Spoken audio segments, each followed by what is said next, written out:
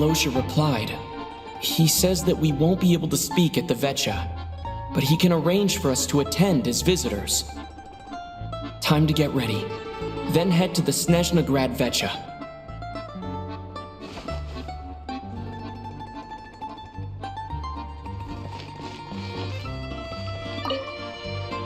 You're back! Paimon's been working on the crossword puzzle in the newspaper. It's actually pretty fun! Oh, shoot! Paimon forgot the next word! Oh, she had it a moment ago. Think, Paimon, think.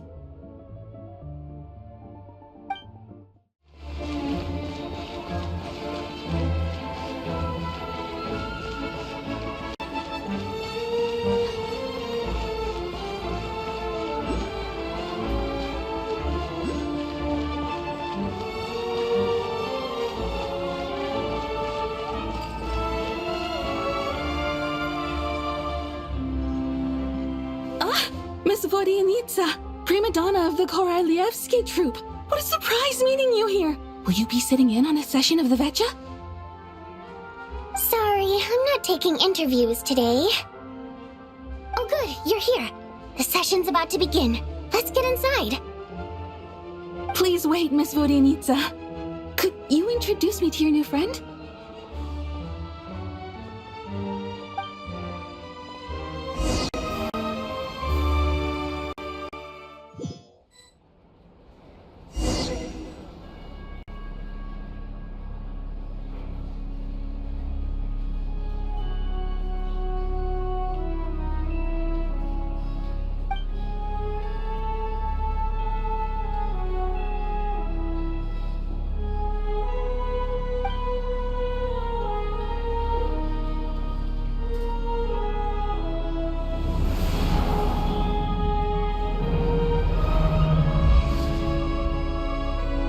In summary, the energy management commitments made for the outgoing period have been delivered upon.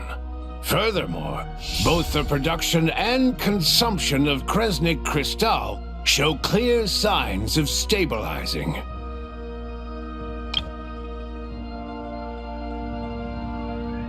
The relevant agencies have assessed the present circumstances and determined that the status quo can be sustained until the next period. For detailed statistics, I would refer you to the industry reports that have been distributed to all persons present. It should also be noted that while the recent blizzards have led to a significant increase in people's energy expenses, this is strictly a short-term phenomenon associated with a remotely located monster.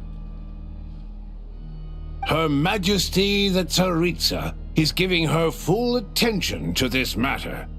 We should have every confidence that it will be dealt with swiftly and conclusively. A financial report on disaster relief is also present in this report, courtesy of Pantalone. They cover the same old ground every single time. The rooster never seems to mind, but everyone else is getting tired of it. There's a general lack of trust. People aren't seeing any tangible benefits that affect them directly. Of course, none of that will be reflected in any of the reports on the table. Yeah, if it weren't for these hard copy documents, I could have at least made something up.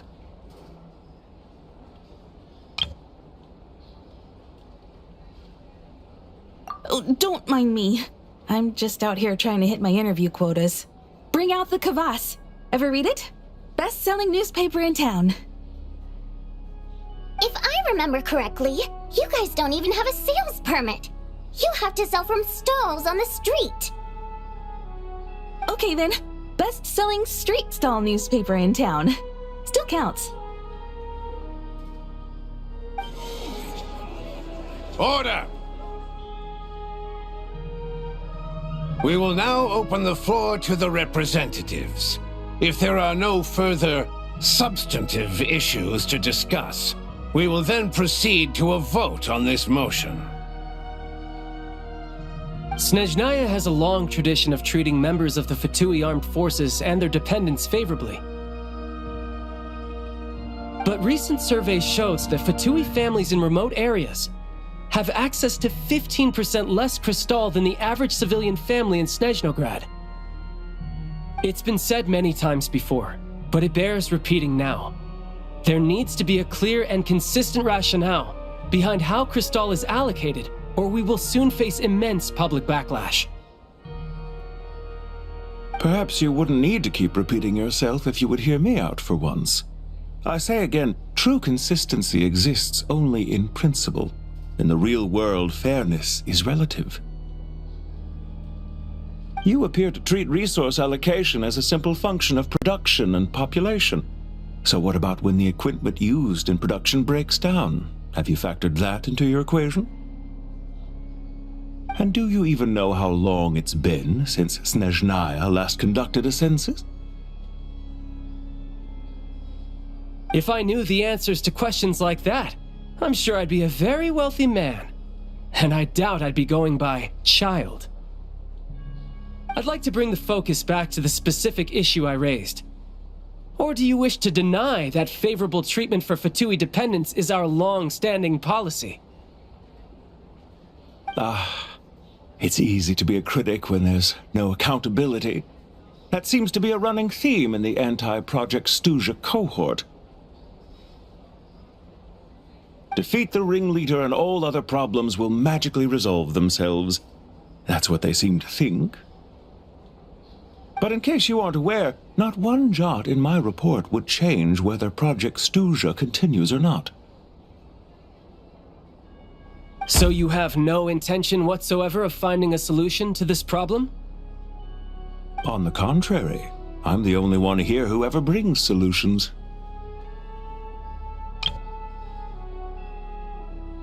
Child opened by speaking up for the armed forces. Regrator struck back with style and a war of words ensued. Our reporter was live on the scene to get the audience's reaction as it all unfolded. Who do you support?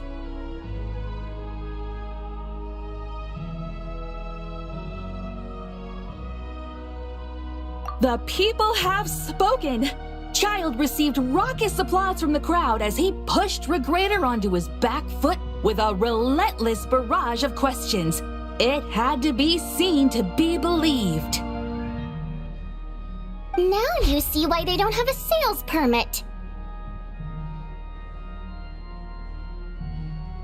However this reporter wants to spin things, I haven't forgotten that Tartaglia was representing the Northland Bank when we first met in Liyue.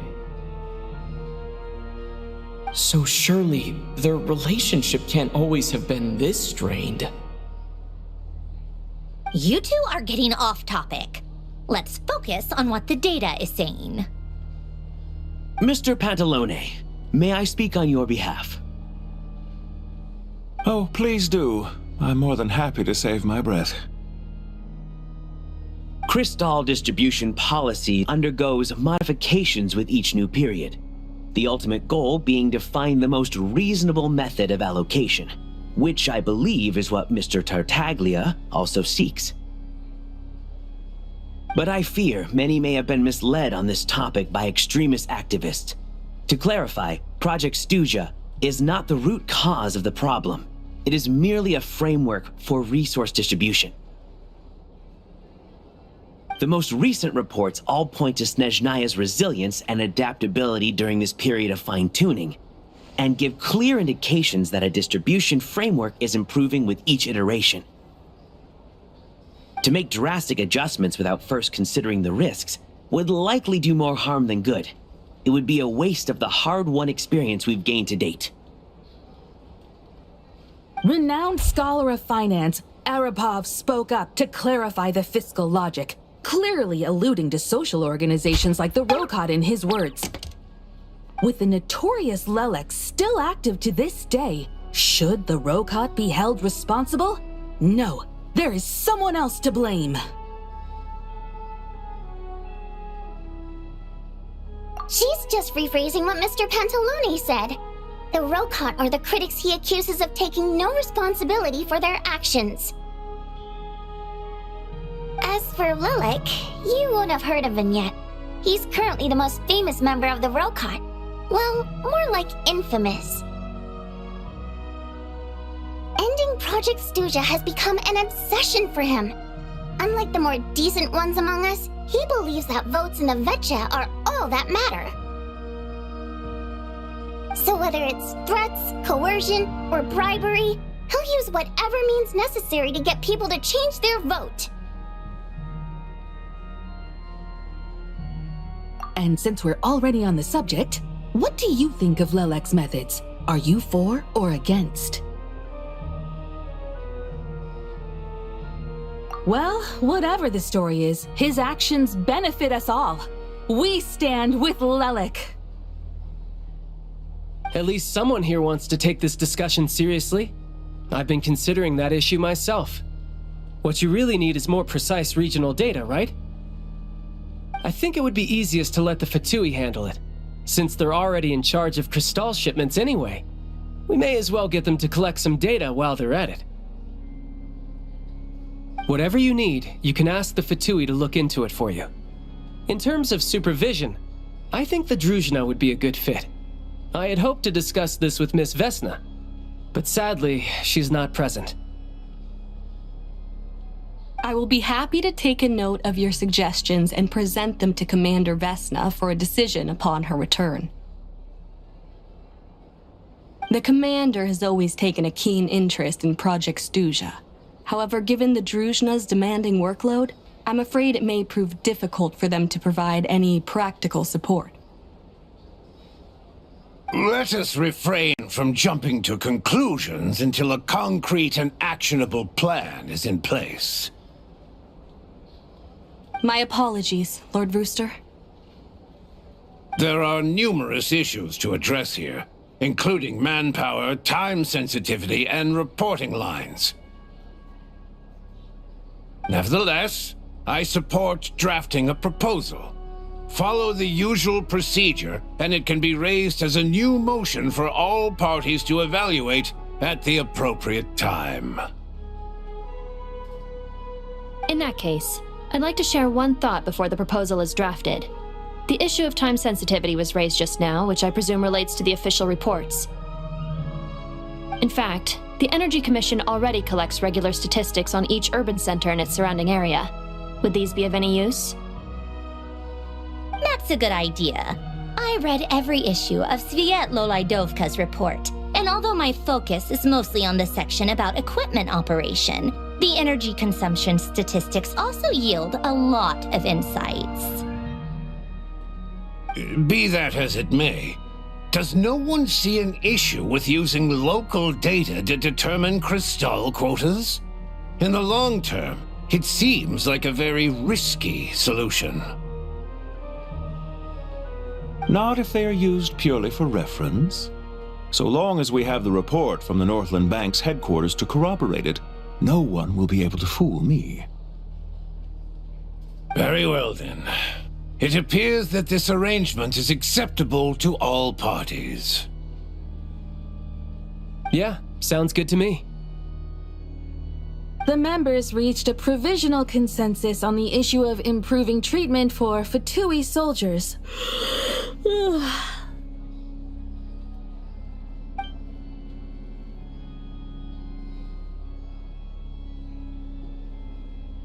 Today, the prima donna of the Korailievsky troupe attended a session of the Snezhnaya Vetcha in the company of a dashing young man. The question on all our minds is, what is the true nature of their relationship? Write anything like that again, and I'm revoking your permission to interview the troupe. Got it?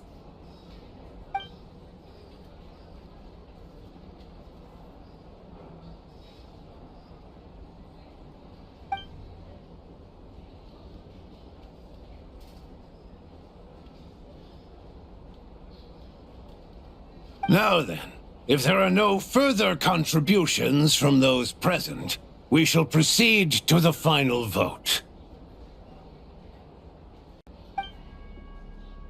Hey, check it out!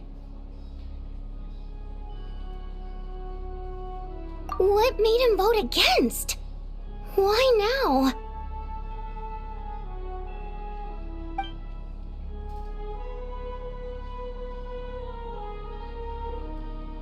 The votes have been tallied. Those in favor of continuing Project Stuzha total 61%, securing a clear majority. That was too close. The margin has shrunk yet again. Chuganov was a huge loss. I'll bet Lelek is behind this. I wonder how Pulcinella will respond this time. Chuganov. I see. Lelek strikes again. Yes, go, Lelek. Once Project Stuzha is defeated, our unwavering support at Bring Out the Kvass will finally pay off when we make our comeback. I can taste our victory already! In accordance with the result of this vote, Project Stuzha will remain in effect until the next Vecha period. Finally, may I remind us all, we debate only for the greater glory and solidarity of our nation. May the aurora shine ever on, and the tundra always stand firm. The session is concluded.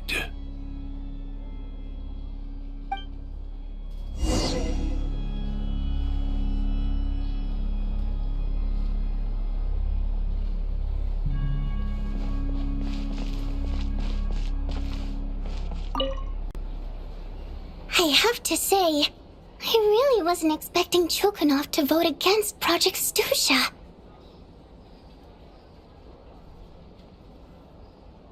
Well, in principle, Snezhnaya's business and political elites ought to be the ones least likely to oppose it.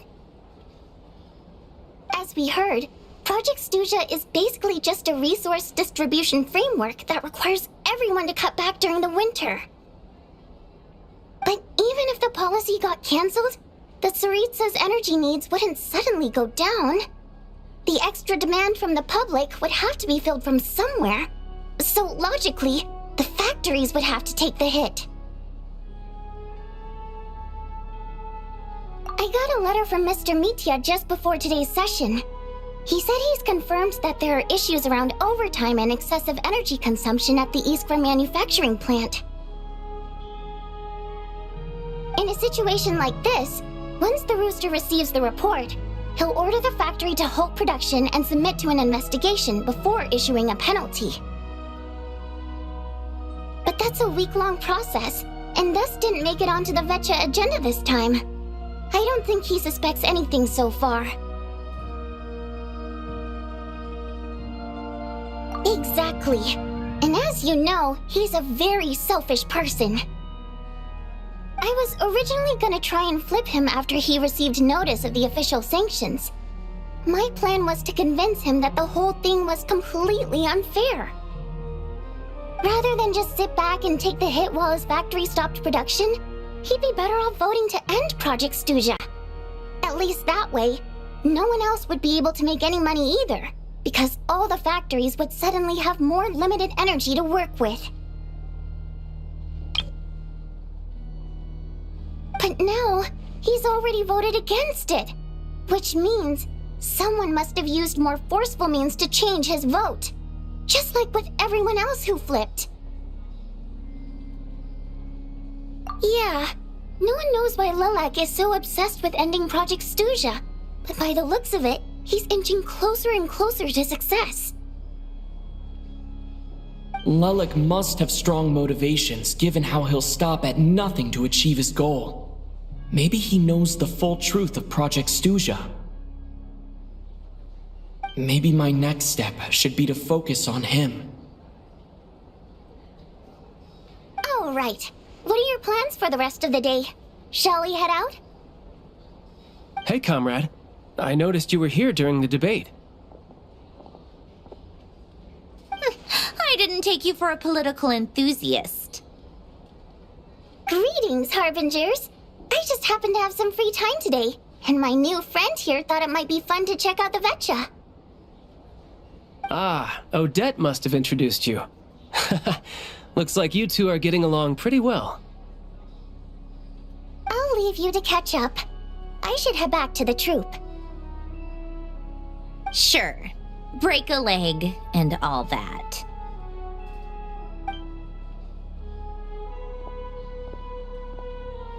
Thought it might be fun to check out the Vetcha, did you? Things are never that simple with you, Traveler. There's no way you're here for kicks and giggles. Tell me I'm wrong. Oh, yeah. To some, he's a captivating enigma. To others, he's the bane of their existence. No one ever thought that some anonymous nobody from the Rokot could cause such a stir.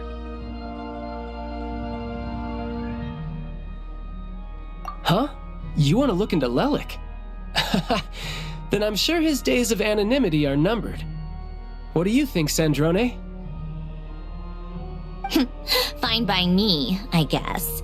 If the Traveler actually manages to expose Lelik, it'll be doing Pulcinella a favor. In return, it seems fair to let him in on what we've learned so far. My thoughts exactly. Sharing is caring, after all. Head back to Glupov and grab the files on Lelik. It's easier to just pull the records than go through the rigmarole of getting the Traveler a visitor's permit. As you command, child, sir. In that case, since we're going to be waiting anyway, I'll have someone brew a pot of black tea.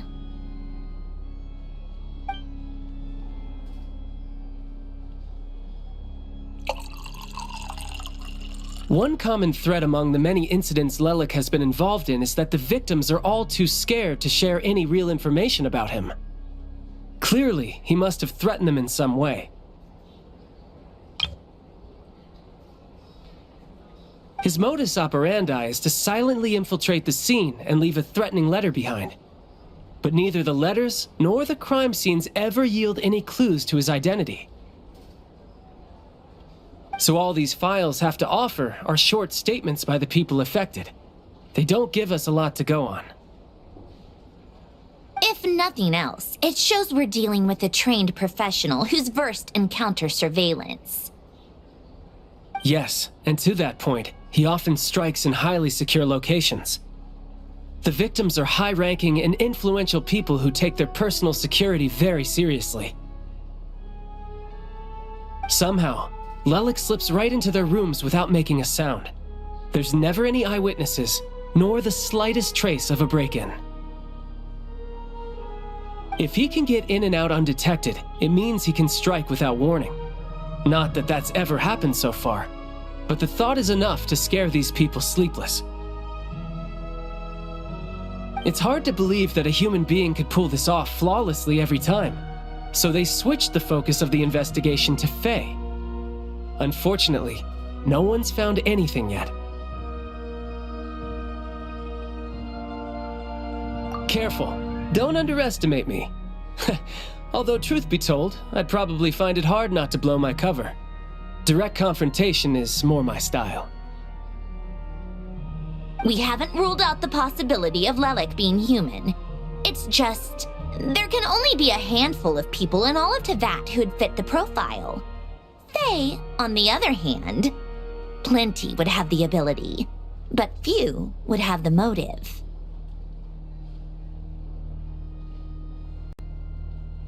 No, not as strong as me. You'll never find the culprit with criteria like that. Let's go with a little weaker than me.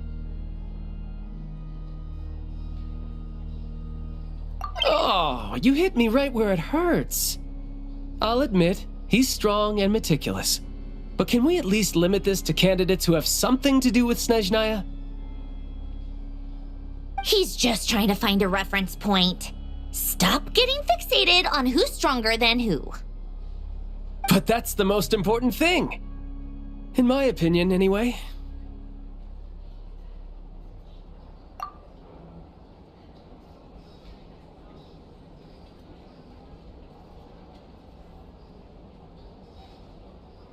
Odette?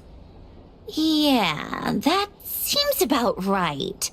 Her skills are solid, and she's always calm under pressure. Except she's Fatui, so the likelihood of her working against us is pretty low. But yeah, much more accurate than your previous example, at least. No, wait a moment. Maybe we should interrogate that assumption. What do you mean? Which assumption?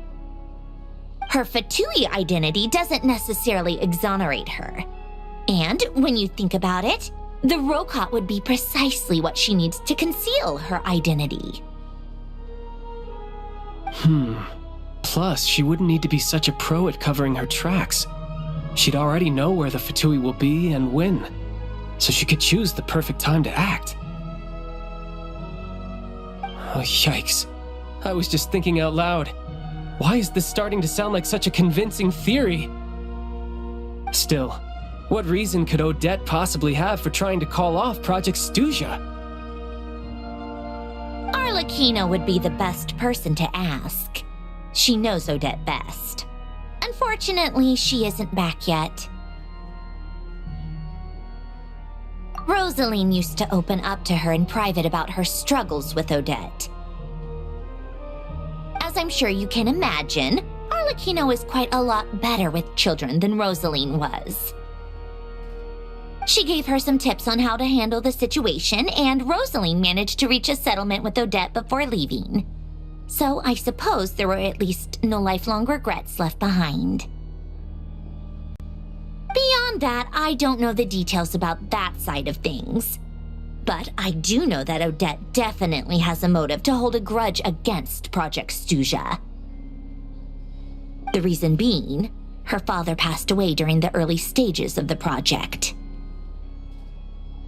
That was back before it had been named Project Snezhnaya, when things were still being worked out. But in essence, it's remained the same ever since.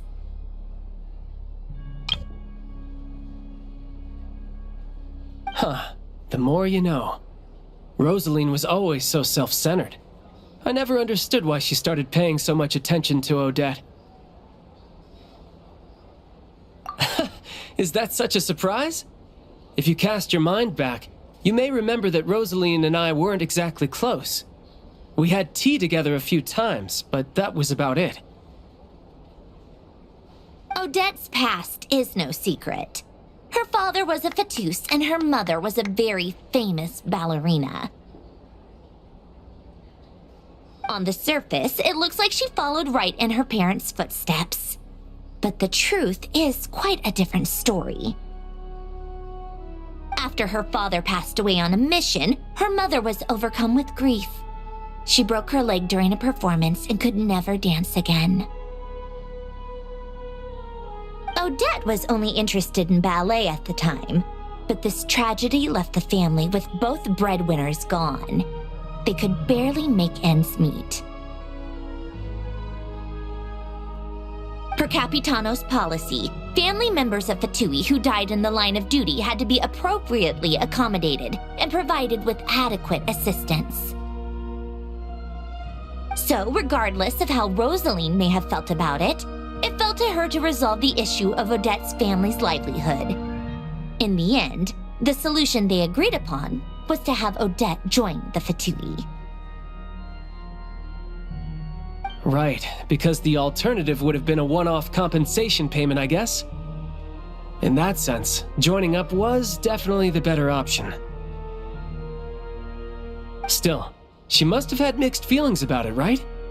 If she doesn't even like the Fatui. It's just a theory, a possibility. But as a motive for Odette to become Lelik, it holds up. That said, I have no idea where Odette's head is at right now, or what her conflict with Rosaline was about. Plenty of people were on bad terms with Rosaline. I have no intention of trying to figure it all out. Yes, but there's not much point in discussing that now. Yeah, back to Lelik. Since our investigations so far have turned up next to nothing, we've got nothing to lose by trying a new angle. Funnily enough, Tonya and I had actually made plans to go to the theater tomorrow to watch Odette's rehearsal. Unfortunately, thanks to this Lelik situation, I'll be stuck working overtime again. Which means you can go in my place. No point wasting the ticket. Plus, you'll get to meet Tonya. Spirit Seeker. Quite the classic ballet. It was passed down through Odette's mother's family for generations, though it hasn't been performed in years. But Odette's been practicing it diligently, and it's finally ready for a return to the stage. Excitement is through the roof. Tickets for the official performance sold out long ago. Tonya's excited for it too. She's desperate to see it no matter what. Personally, it's not really my kind of thing, but since she's my little sister, I had to figure something out. I've actually seen it several times before. The story's pretty straightforward. The lead character follows a trail of clues left behind by a spirit, gradually recovering her memories along the way. It's a tale of love and regret. So not exactly reinventing the wheel, at least by today's standards. But when that classic melody kicks in and the lead character begins to dance, it always gets me. It really is beautiful. Not an easy dance to do justice to, though. I know it's always been Odette's dream to perform this piece, but I'm not sure she's really ready. In that case, I think that even if she is Lelik, we should wait until her performance is over before we respond. I'll let you take it from here, comrade.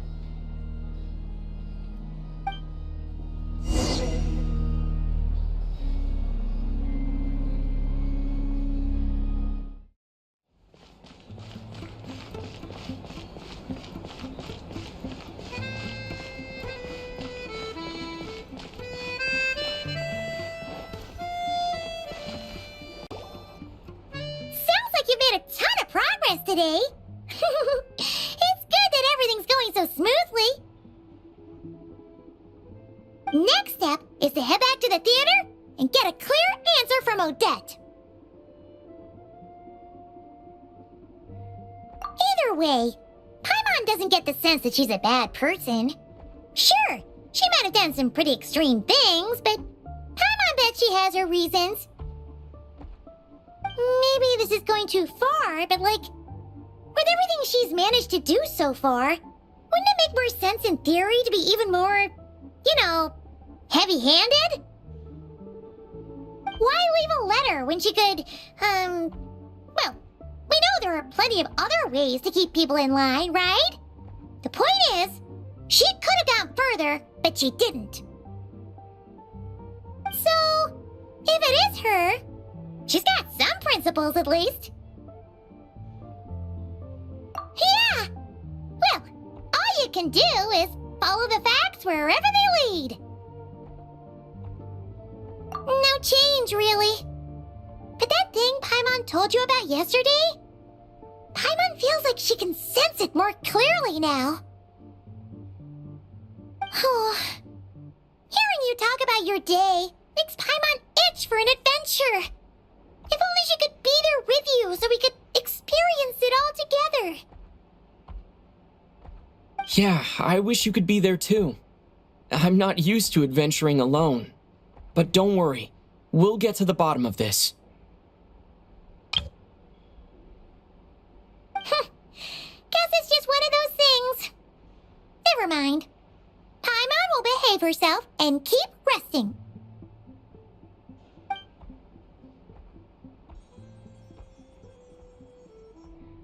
If Odette is Lelik, she may well have inside information on Project Stuzha. Her father was involved with the project's early implementation and tragically died in the process. Now, she's dedicated herself to bringing it to an end. It's hard to imagine she could have gotten this far without knowing anything at all about the Tsaritsa's true intentions.